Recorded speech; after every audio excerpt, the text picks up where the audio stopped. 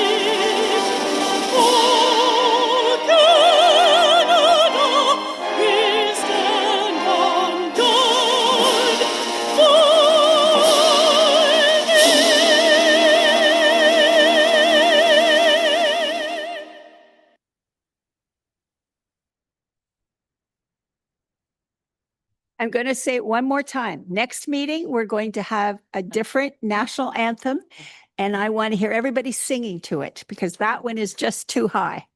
All right, we're going to have a motion to approve the agenda, moved by Susan Irwin. Oh, let me go back.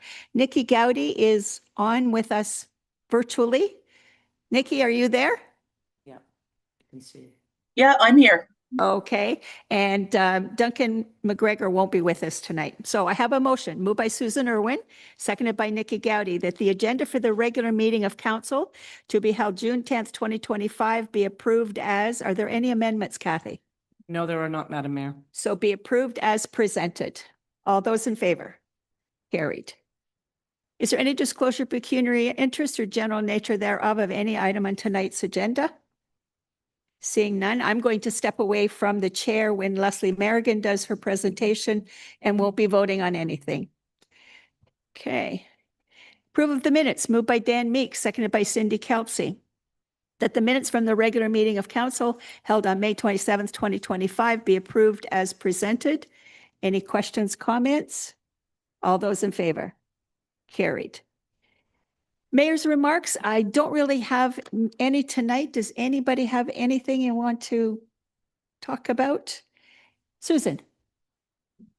I'd just like to mention the 50th anniversary celebration for Rural Frontenac Community Services held on Saturday. It was a success. There was a dedication for Audrey Tarasak, a bench, and for Keith Comboy, who had been a director for 43 of the 50 years. So quite impressive. Lots of old friends back for a visit. And yeah, I got to some of it as well. Great to have that in our community. Okay, if there's nothing else, we'll move on to delegations. And as I says, Leslie Merrigan is going to talk about the Charlotte Lake Beach Bash Country Music Association of Ontario. And Bill Everett's going to take the mic.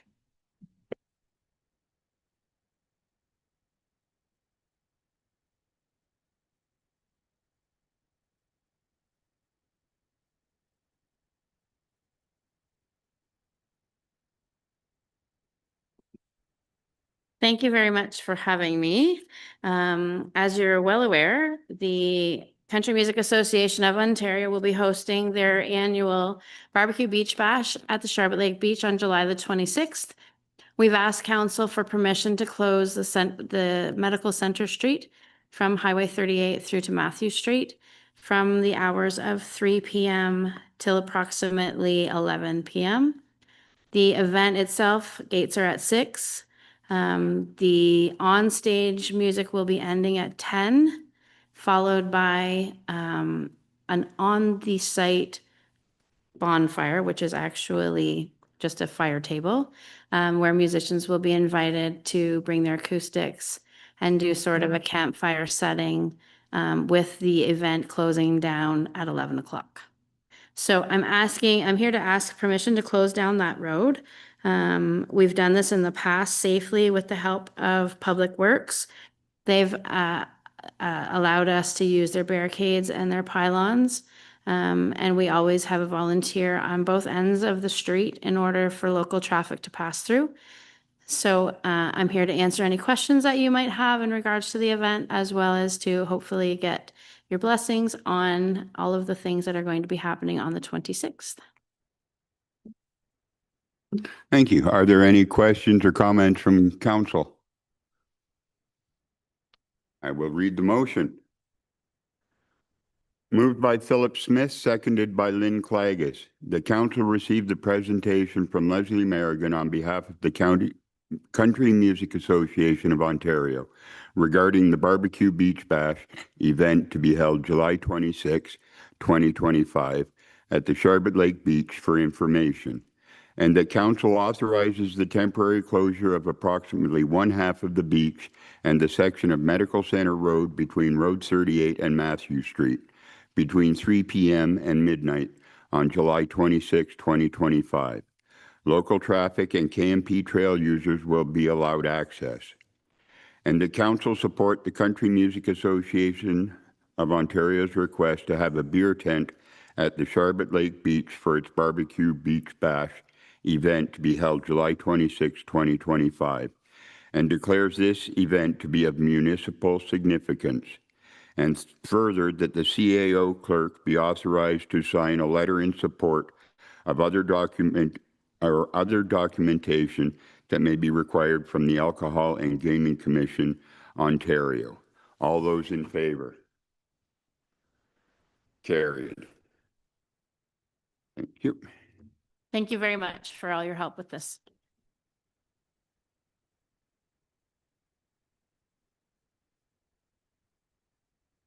I'm surprised you haven't been asking the mayor to come sing, but I guess it's because you know. Oh, am I? Okay, thank you. All right, our next presenter is Laura Carter, Chief Librarian of the KFLNA Library. Chief and Executive Director. Welcome, Laura.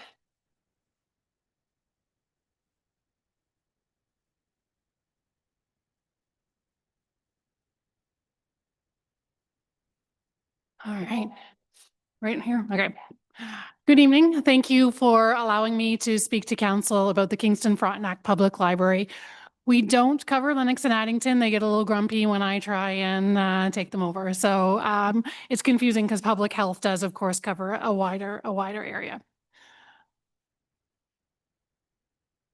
So I've only got 10 minutes. I'm going to start my timer. So I am focusing on general information about the library, and I might speed through some things. I'm happy to answer any questions you might have related to the library or follow up with you after the presentation. So the library's mission, vision, and values were renewed in 2023.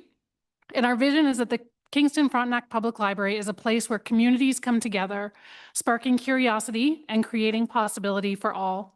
We do that by building and supporting community, by creating inclusive spaces, services, and connections that advance literacies and invite people to innovate, learn, explore, and connect. Our values inform both the services we deliver to the public and how we work with each other, both inside the organization and with our partners and our funders. I'll discuss the library services later in the presentation, but I wanted to start off with the vision, mission, and value statements so you have them in mind when I talk about our governance structure, our financials, and perhaps if you haven't been to a library in a while, you might think libraries equal books or libraries equal story time for kids. And so I did want to highlight that we're so much more than that. Next slide, please. So the Public Libraries Act and its regulations outline the power and duties of public library boards of Ontario. The library board is the legal authority of the organization, and we have 11 members, 8 from the city of Kingston, including 1 city councillor, and 3 from the county of Frontenac, including 1 county councillor. Alan Revel and Louise Moody currently sit as citizen representatives on the library board, and Councillor Bill Saunders from Frontenac Islands is our county council representative. The library is also affected by other provincial, federal, municipal statutes and regulations. I'm not going to go through all of them because I'm sure you're aware of things like Accessibility for Ontarians with Disabilities Act, MFIPA, other accessibility legislation. We are also a registered charity, so we have some obligations federally because of that. Next slide, please. In planning our services and our programming, we're guided by the library's current strategic plan and our facilities plan, which was completed in late 2022. The facilities plan makes reference to the ARUPLO, Administrators of Rural and Urban Public Libraries of Ontario guidelines, and also the Ontario Public Library guidelines. And I will send a follow-up email with links to all of these documents that I am referencing. Next slide, please. So the Kingston Frontenac Public Library is a relatively young organization founded in 1998 with an agreement between the city and the county to proportionally share the operating costs of the newly amalgamated library system. Marcel Giraud, a very famous name, of course, around here, was the first chair of the amalgamated KFPL board, and he was instrumental in bringing the city and county library systems together. In total, the library receives 95% of our overall funding through our municipalities. Next slide, please. So the library's total operating budget for 2025 is $9,152,383. And most of these expenses are shared between the city and the county and subject to that 87-13 split that goes back to 1998. Facilities costs are unshared in the library's budget and are charged largely only to the City of Kingston. They provide the library funding to clean, maintain, and operate the 5 city branches, which they own. And we work closely with them on major capital projects, such as the Isabel Turner branch renovation that's currently underway. The model in the county is that the townships provide, clean, and maintain the spaces from which the library operates. These costs, of course, are reflected in the township budgets and not in the overall library budget. For 2025, the county's contribution to our operating budget is $1,015,925. That's the 13% of the shared costs, plus a $15,000 flat fee to cover administrative costs at the central branch. That is our administrative headquarters. Our offices are there, IT services. We catalog the books there. And so they do pay a portion of that branch's operating expenses. The city's contribution is $7,670,115, which is 87% of the shared costs, a lot of numbers, and their almost $1 million contribution towards facility costs, which includes some salaries in addition to utilities costs, repairs, and the actual costs of the facilities. The public library operating grant we received directly from the province is only 3.2% of our overall operating budget, and that amount has not changed in decades. I can't tell you exactly when, but it's been more than 25 years. We're able to generate some revenue out of area memberships, printer photocopier fees, donations, grants, and facility rentals in the city branches. The Public Libraries Act limits what libraries are able to charge for. Next slide. So we spend the money.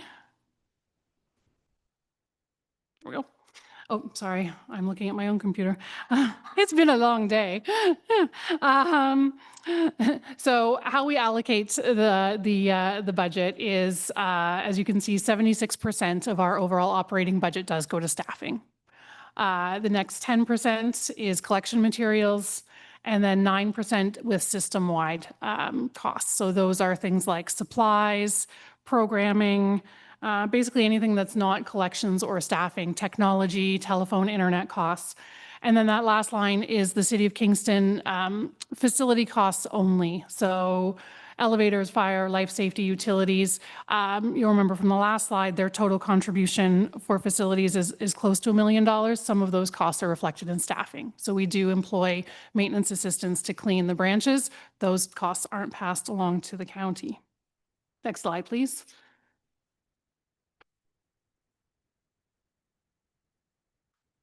So we've got 16 branches across a fairly large service area.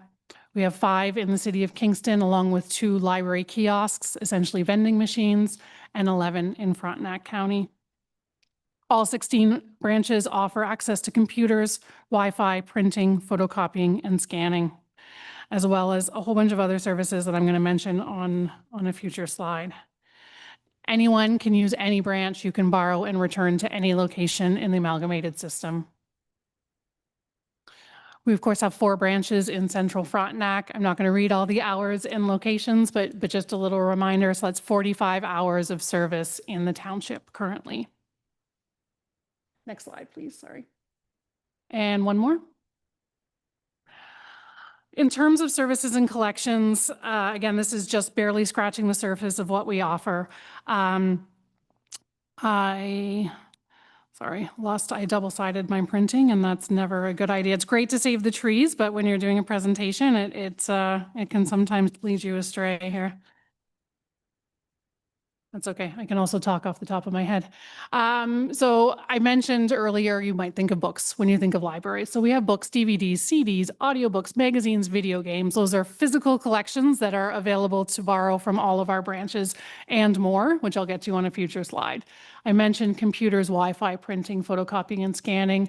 Of course, our staff are our greatest asset, providing excellent customer service at all of our locations and also virtually on the phone.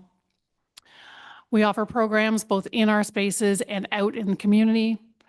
And we're also a place where people can study, collaborate, socialize, and warm up or cool down, depending on the air conditioning status in some of our locations. That's become ever more important. Also clean air for wildfire smoke days. We distributed masks last year during wildfire season and COVID tests as well when that was happening. Next slide, please. So here's some of the and more that I mentioned on the previous side. And for Central Frontenac, I can't not talk about our internet wireless hotspots. So you can borrow from any of the branches a week worth of unlimited internet.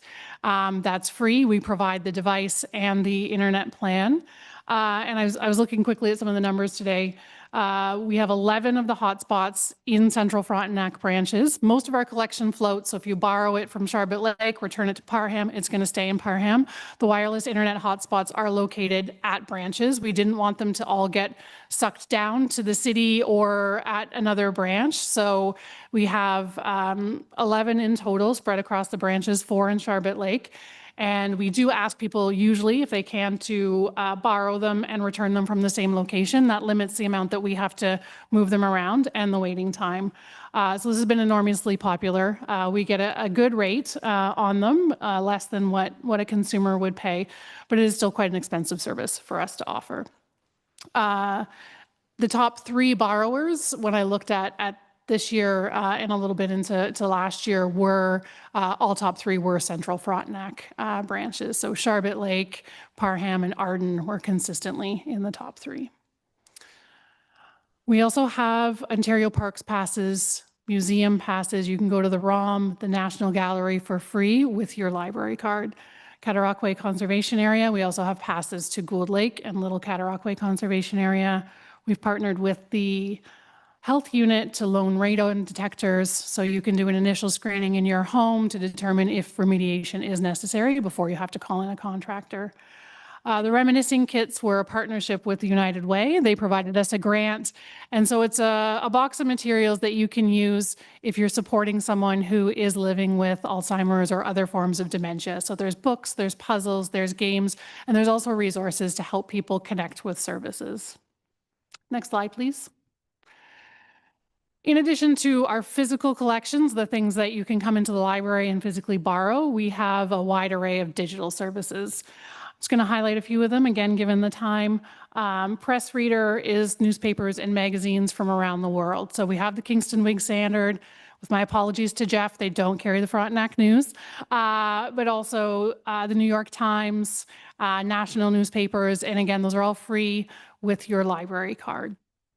LinkedIn Learning lets you do video courses on both hard and soft skills. So there's communication skills, management, leadership, and then also learn how to use Excel or Windows 11 or learn more about cybersecurity.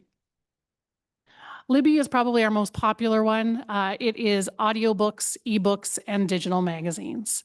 So 24/7, right from home, you can download books, movies, everything you want. All of these basically will cover language learning, magazines, newspapers, ebooks, audiobooks, movies, TV shows. You can do your family history. Unfortunately, Ancestry is only available in the library branches, so that one you cannot do in the wee hours, but all of the other things you can do right from home. Next slide, please. In terms of Central Frontenac use of those branches, we had 15,593 physical items borrowed out of the 4 Central Frontenac branches last year. If you do a rough average of $25 per item, that's close to $400,000 of value just in the book borrowing alone. We had 14,425 approximate visitors. We had a little bit of data loss from one of our people counters, so I went and did it the way we used to do it, which is we have a typical week where we count everything, and then we used to annualize visitors before we had the people counters. So I would also say that that number is quite high in 2024 because we also distributed Eclipse glasses throughout our service area, and so we had a lot of people coming in specifically to get glasses. It's an interesting note on visitors here too, because it's higher, it's closer to the circulation numbers than in any of the other townships that I looked at. So I think it speaks to computer use. I think it also speaks to the social aspect in some of the branches and the fact that people are using the space and the computers as well as borrowing materials. Amongst the 4 branches, we answered 2,458 questions. These are all as of the end of the 2024 numbers. Next slide, please. I really haven't talked a lot about the programs that we offer, so I did want to put a plug in for summer reading. We have programs for adults, for teens, and for children, and there are very, very exciting prizes to be won through all of those. So hopefully some of you have seen our billboard outside the Parham General Store. So registration is open for that now. We've also distributed Woodland Wonder Kits, and we have literacy toys at all branches. So people happen to come in, and they're looking for something to do with their kids, or the young at heart happen to come in and want to explore some of the baskets, then there's always something to do in addition to borrowing books using computers. There's some toys that, again, build literacy skills. In terms of the summer, again, just a snapshot of some of what we're doing. And again, I focused on Central Frontenac. We're bringing our story walk to the Charbet Lake Farmers Market again at the end of the month. Our Makerspace tour will be here on July 7th. And again, partly because we just don't have enough space to accommodate all of the things in the branch itself. And then a puzzle swap in the branch along with our puppet show tour this summer as well. So we do program all through the year for all ages, but I just wanted a quick snapshot of some of the things we're doing here this summer. So that is Library 101, very surface level, very quick. Thank you for giving me the time. Thank you very much, Laura. I don't know about the rest of council, but life gets so busy, and someday when I retire, I'm going to spend more time at the library. Questions or comments? Philip. Thank you, Madam Mayor. Just thank you for coming and doing that presentation. I knew you did other things than books, but the list that you provided, that was outstanding. I guess, how do we help spread the word of what the library does? Thank you for that question. If any of you have newsletters or Facebook pages in terms of sending out information to your constituents, I'd be happy to provide you with any information that you need. I know Councillor Gowdy, we were at Parham recently talking to people about what changes we might be making there in terms of furniture. Do they want lounge seating or a study table, and how do they use the branch? And so she, helped spread the word about that on her Facebook pages. I think it's a difficult thing to market, the library, because basically we have something for everyone. So I would encourage you to visit our website. And again, I'm going to send some links and look around at some of the things that we offer, so that you can sort of say, if someone's saying, oh, well, I got to scan this thing and I don't know where to go, you can be like, the library can help you with that, or books, or just encourage them to call the library, and we can always point them in the right direction. We are included in the tax bill and sort of like in the pie chart. But again, if there's any way we can put more information out through the municipality, because it is a very valued and important municipal service that we're offering. Definitely, we should have a link on our website to the library. Do we have that, Chris? I think so, yes. We do have that? Okay, so that's helpful. Anything else from anyone? Certainly appreciate it. And we're on YouTube with this meeting tonight, so there are lots of people that watch council meetings, and they're going to learn from your presentation. So thank you very much. I have a motion moved by Bill Everett and seconded by Lynn Clagus that council receive the Kingston Frontenac Public Library update from Laura Carter, Chief Librarian, Chief Executive Officer, for information. All those in favor? Carried. Thank you very much for coming. Now we are going to have a public meeting.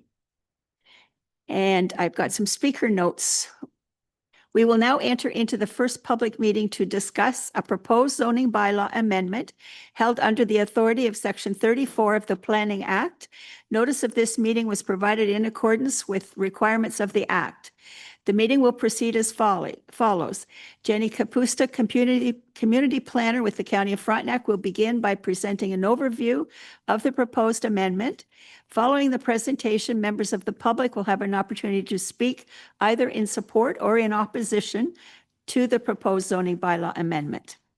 Before asking a question or making a statement, please be sure to clearly state your name and address for the record so it may be noted by the clerk. I will now turn the floor over to Jenny, community planner with the County of Frontenac, to begin the presentation on the proposed zoning bylaw amendment. Jenny? Thank you, Madam Mayor. In fact, this evening, our summer student Alex will be taking over and presenting this to council tonight. Thank you. So this application proposes to rezone a 0.24 hectare parcel along Blueberry Road from the rural zone to waterfront residential zone. So the zone change is to fulfill a condition of consent application, which is approved as a lot addition to an existing waterfront lot. The amendment will create a larger, more functional waterfront residential lot that can better meet the zoning requirements to accommodate any future development and avoid inappropriate split zoning along Kennebec Lake. No issues were identified during circulation, and planning staff are in the opinion that the rezoning represents development that is locally appropriate and leverages existing rural services and amenities. Okay. Is there anyone from the public who would like to speak to this application? Is there anyone online, Chris? So no one to speak. Questions or comments from council? Seeing none, then I have a motion. And the motion is, got the right one here, yes. Moved by Cindy Kelsey, seconded by Bill Everett. Whereas in accordance with the Planning Act, a public meeting is required to obtain input from the public regarding the proposed zoning bylaw amendment. And whereas planning staff recommend that council receive public comments and, subject to any concerns raised during the public meeting, approve application number APPN 2025-0022 as presented.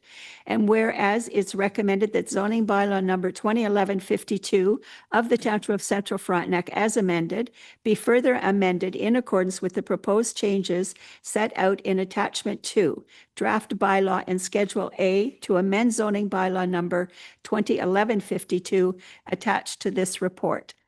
And whereas council has determined pursuant to section 3417 of the Planning Act that no further notice is required prior to the passage of the bylaw. Now therefore be it resolved, the amending bylaw be presented to council for all 3 readings later in this meeting. Any further discussion? Seeing none, all those in favor? Carried. So we have a second public meeting to discuss a request for the closure of a road allowance held under the authority of Section 34(1)(1) of the Municipal Act 2001. Notice of this meeting was provided in accordance with the requirements of the Act. The meeting will proceed as follows. Abigail McKinnon, Planning Service Assistant, will begin by presenting an overview of the proposed closure. Following the presentation, members of the public will have the opportunity to speak either in support or in opposition of the proposed road allowance closure. Before asking a question or making a statement, please be sure to clearly state your name and address for the record so it may be noted by the clerk. I will now turn it over to Abigail, Planning Service Assistant, who will provide an overview of the proposed road allowance closure. Abby? Thank you, Madam Mayor. So this, I don't have a map up on the screen, but this road allowance closure proposes to convey 2 pins, one being the road allowance itself and the other a separate pin along the frontage of the property on 509, and convey those to the 509 property to enlarge the lot and for the entrance to the property to be on the property that it belongs to.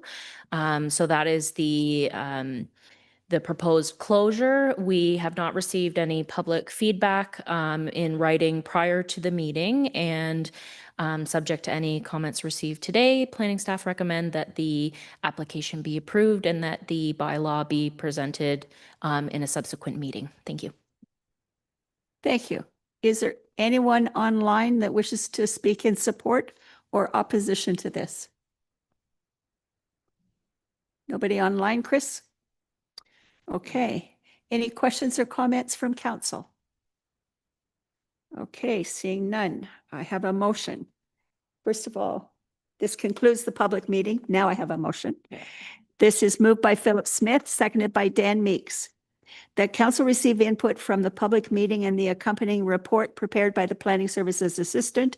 And further, that subject to the comments received at today's public meeting, the council approved the recommendation to stop up and close the unopened road allowance between lots 30 and 31, concession 4, geographic township of Oso, being part of PIN number 362140-120. And further, that council authorized staff to proceed with the next steps, including arranging for a legal survey and property appraisal and preparing a bylaw for council's consideration to stop, close, and convey the subject road allowance to the applicant as a lot addition, subject to any required easements in favor of Hydro One Networks, Inc. The bylaw shall specify that all associated costs, including registration of the bylaw and transfer documents on title, shall be the responsibility of the property owner. Any discussion on that motion? All those in favor? Carried. All right, that is done. Now, we're going to move on to some regular stuff in our motion, in our agenda. Consent agenda is there, and we have a motion moved by Susan Irwin, seconded by Bill Everett, that council receive items A through D for information as they are considered routine items. Any discussion? All those in favor? Carried. No deferred items. Staff reports. And our first is the construction details report. Andy, welcome to the table. Motion moved by Bill Everett, second by Lynn Clagus, that council receive the construction details report, May 2025, for information as presented by the chief building official. Questions or comments? Looks like you're moving right along. Yep, thanks. For you, Madam Mayor, since the weather's getting a little nicer, things are picking up, that's for sure. Yeah, finally the rain has stopped Yeah. for the moment. Okay, if there's no questions or comments, all those in favor of the motion? Carried. And next is Development Services Project Status Report. Moved by Nikki Gowdy, seconded by Philip Smith, that council receive the Development Service Project Status Report for May 2025 for information. This is the report that we've asked that staff bring forward. Questions or comments? Philip? Thank you, Madam Mayor. I just want to say thank you. It's helpful to see where we're at, and that goes for all of them. I see they're on all of them, so I won't repeat myself several times tonight. Okay. Lynn? Thanks, Madam Mayor. I see the 2025 Arden Hall has not started. Do you have a start date in mind for that? Through you, Madam Mayor, the new Ecobee thermostat was installed today, and Bill can control the temperature from his phone there now. So it started today. Isn't technology amazing? Open doors and turn up the heat or down. Dan? Thanks, Madam Mayor. Andy, is there any indication when we'll get the plans back and when the tenders will go for the Olden Hall? I'll reach out to the engineer there and get back to you on that. Thanks. Okay. All right. All those in favor? Carried. Thank you, Andy. Oh, go ahead. One other thing, the washroom is out for tender now, and we did receive notice there that we were declining funding there for the grant that we applied for. Okay. So there's money, but they don't give it away too easily, I guess, eh? Nope. All right. Thanks. Thanks, Andy. Public Works.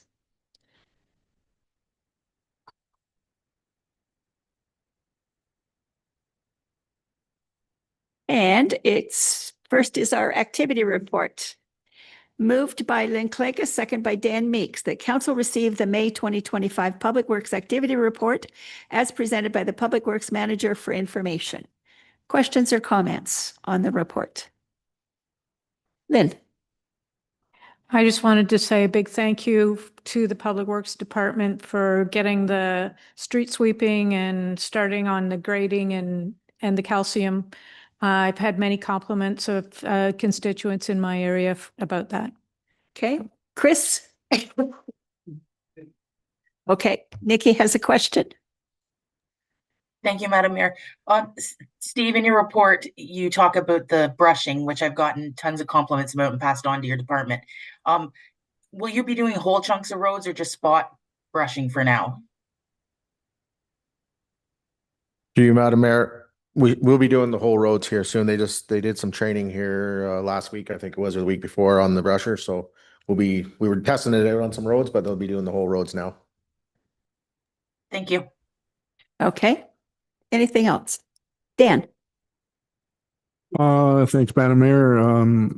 Steve, I just wanted to say thanks to Adam and the crew at the Mountain Grove Hall garage there for leveling up the building.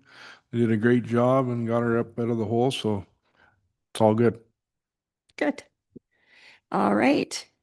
Anything you want to say about the report that you presented? No, just we've been pretty busy, and we have a lot of people on holidays and summertime, so we're trying to get around, get everything, and it seems to be working out good. So. And I just want you to know I just bought a new car, so I need the potholes taken away. Thank you. All right. All those in favor of the motion? Carried. Good drivers don't hit those potholes, right? Okay, we have the project status report, moved by Philip Smith, seconded by Lynn Clegg. The council received the Public Works project status report as presented by the Public Works Manager for information. Any discussion on that? Looks like you're moving along with all the projects. Okay. No questions, comments? All those, Nikki, did you have a question? Yes, please, Madam Mayor. Okay. On the list that you provided, Steve and Amanda, you didn't put the salt dome replacement in Godfrey on there. I'm getting concerned that we've pushed this off 3 or 4 years now, and with the strong winds we're having lately, I know you've made some stopgap measures to make the roof stay on there, but is it going to be something that gets done this year? Because we can't, maintenance levels have to stay a certain way. And that's where my concern comes from. Is that one of the ones we budgeted to do? So it just got missed. Okay, so Yeah. we'll put that on. To you, Madam Mayor, yeah, it was missed on there, but the supervisor confirmed with the TARP Barrett that the week of June 23rd, they'll be here. Oh, good.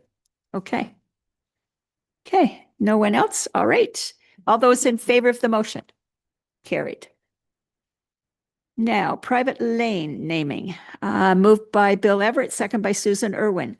The council received the report titled Naming of a Private Lane as presented by the Public Works Manager for information, and that council passed the proposed bylaw later in the meeting to amend bylaw number 2022-125 by adding Forest Lane to the Schedule A of the bylaw.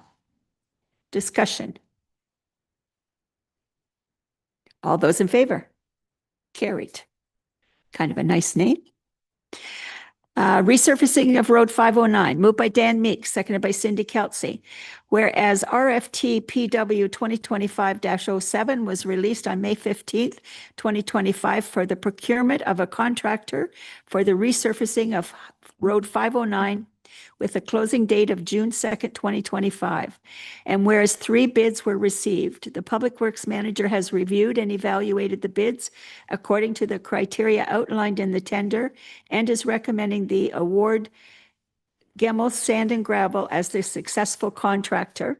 Now therefore be it resolved that council award Gemmell Sand and Gravel as the successful bidder in the amount of $257,594 excluding HST. And that the Public Works Manager be authorized to obtain a purchase order for the work. And further that the mayor and clerk be authorized to sign the construction contract on behalf of the township.